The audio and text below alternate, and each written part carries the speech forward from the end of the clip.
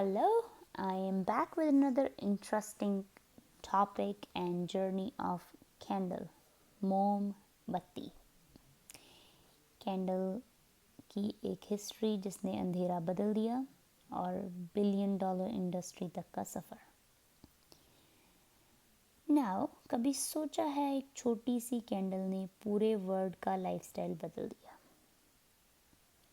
अंधेरा, festivals, romantic nights सब candles की वजह से। लेकिन ये सिर्फ रोशनी के लिए नहीं बनी थी, इसका असली सीक्रेट आपको हैरान कर देगा। चलो देखते हैं। So let's start with ancient origins. Candles की शुरुआत कहाँ से होती है? 5000 साल पहले लोग सिर्फ सनलाइट और हर्थ का यूज़ करते थे। सूरज की रोशनी या फिर चूल्हे की रोशनी, तपश का यूज़ करते थे।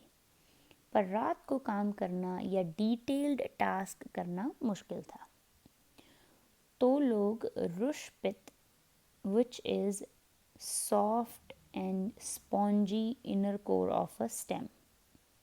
रुशपित एक पौधे की टहनी थी जो कि स्पॉन्ज की तरह नरम टिश्यू वाली थी। उसको यूज़ करते थे बत्ती की तरह एज अ विक, और उसको डिप किया जाता था एनिमल फैट में, और animal fat was substitute for modern wax, और इससे एक दिया और बाती जैसा काम करके इसकी लाइट बनाते थे। एंशिएंट इजिप्ट में और क्रीट में इसके प्रूफ मिले हैं। क्रीट एक आइलैंड है ग्रीस में। इसके जो प्रूफ हैं या आर्कियोलॉजिकल हिस्ट्री है वो यहाँ से मिलती है कि वो रुशपित और एनिमल फैट में, रुशपित को एनिमल फैट में डुबोकर लाइट निकालते थे। देन अब चलते हैं रोम अगेन।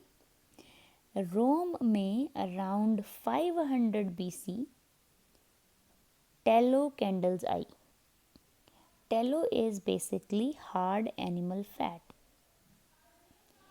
ये है पशुओं की चर्बी जो कि थोड़ा हार्ड वर्जन में अवेलेबल थी, और ये सिर्फ घर रोशन करने के लिए नहीं थी, रिचुअल्स के लिए भी थी और रास्ते के लिए भी थी, ट्रैवल करते हुए रास्ते में रोशनी के लिए। एक कैंडल उस वक्त एक दिन की सैलरी के बराबर भी हो सकती थी।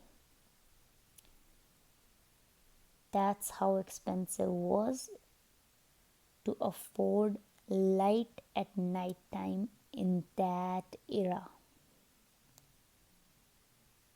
उस वक्त के ज़माने में रात को रोशनी प्राप्त करना इतनी बड़ी लग्जरी माना जाता था कि आपकी एक पूरे दिन की तनख्वाह सिर्फ उस पर चली जाती। खैर, टेलो कैंडल्स कॉमन लोगों के लिए काफ़ी अफोर्डेबल थी, लेकिन इसकी लाइट डिम थी, स्मोक और स्मेल ज़्यादा थी। So not so pleasant but affordable. Now going forward, Europe और बी वैक्स का रेवोल्यूशन। मधुमक्खियों की जो वैक्स है छत्तों से निकलती है, उसका ज़माना आया। फिर आई बी वैक्स कैंडल्स। नेचुरल थी, कम धुआं और मीठी खुशबू, लग्जरी आइटम। सिर्फ वेल्दी और क्लर्गी लोग ही अफोर्ड कर पाते थे, या तो अमीर। क्लर्गी वर्ग था पुरोहित वर्ग। चर्च की डिमांड ने यूरोप में बी कीपिंग को बूस्ट कर दिया, बिकॉज चर्चेस और wealthy people were demanding this, so that promoted beekeeping as well, because the more beekeeping will be boosted as an industry, the more bee wax will be produced. उसके बाद 13वीं शताब्दी में around 13th century France और England में guilds जो थे उन्होंने candles को आर्ट बना दिया। गिल्ड्स थे कारीगरों के संघ, association and organisation of craftsmans and merchants. जो कारीगरों का संघ था उनको गिल्ड्स कहते थे। उसके बाद आई 15th सेंचुरी, पेरिस में Sieur de Brez, pardon my French, Sieur de Brez ने कैंडल मोल्ड इन्वेंट किया। इस सांचे की मदद से एक बार में बहुत सारी कैंडल्स निकलती थी और साइज़ भी काफ़ी देर, मतलब क्योंकि जब आप बिना किसी सांचे से बनाते हैं तो साइज़ की परफेक्शन नहीं आती। तो सांचे में क्या हुआ कि लंबी और पतली एक बार में बहुत सारी कैंडल और बहुत ही अच्छी शेप में बनने लगी। सो सियोर डे ब्रेज को इसका श्रेय जाता है कि 15वीं सदी में उन्होंने एक मोल्ड का इन्वेंशन कर दिया। अब 18th और 19th सेंचुरी की बात करते हैं। फिर आया एक स्टेरिन वैक्स, ये हार्डर था।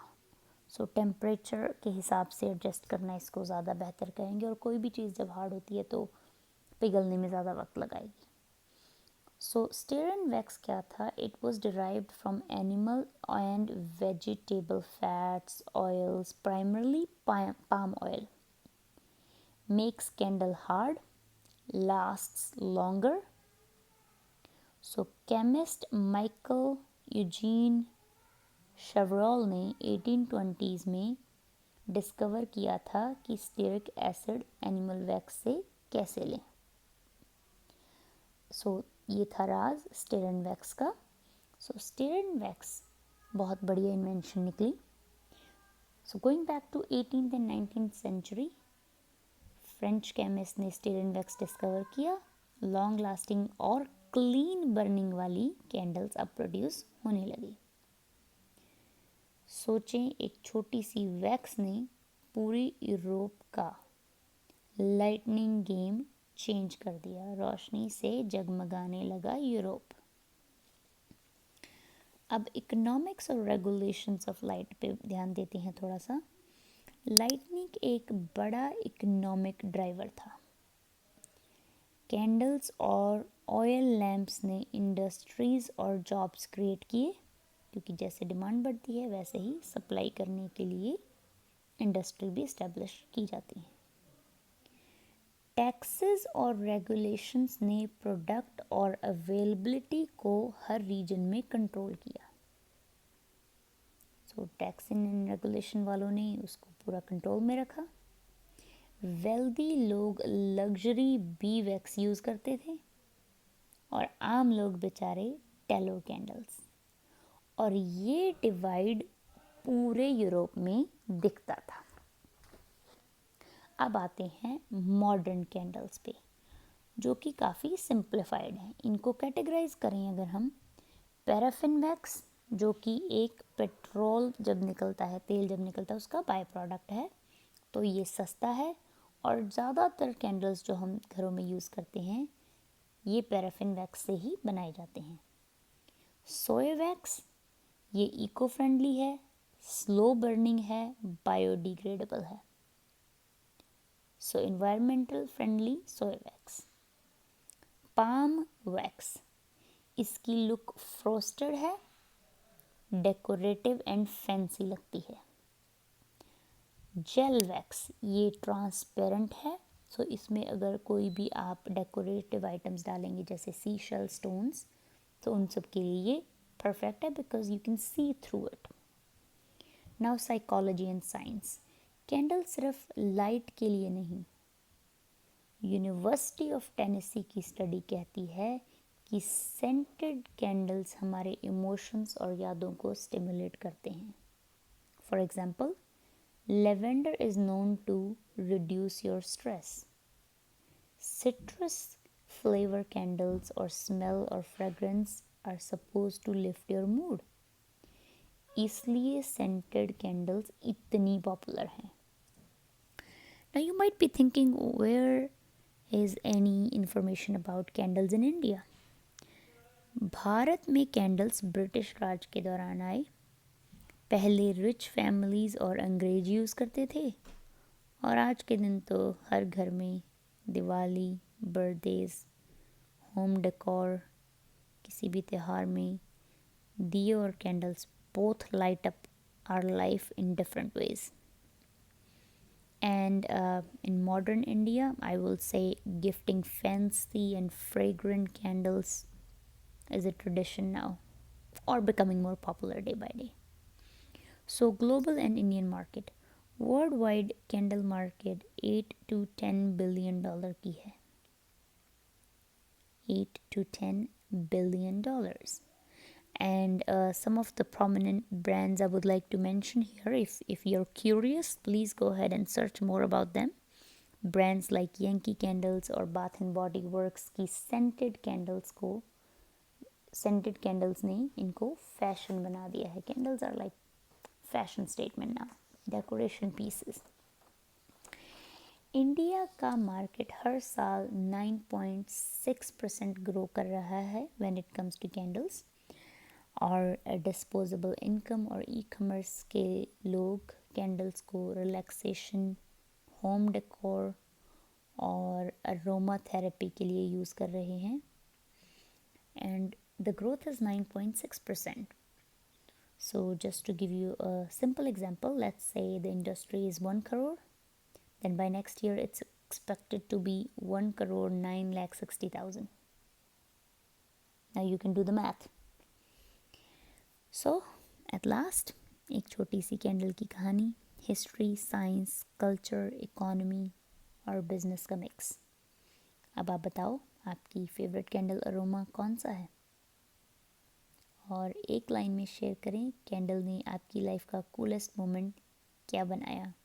My first memory is birthday candles and Diwali decoration candles. Please share your best moments associated with candles. And as I always say, keep searching, keep learning, keep sharing. Until next time, thank you. Bye bye.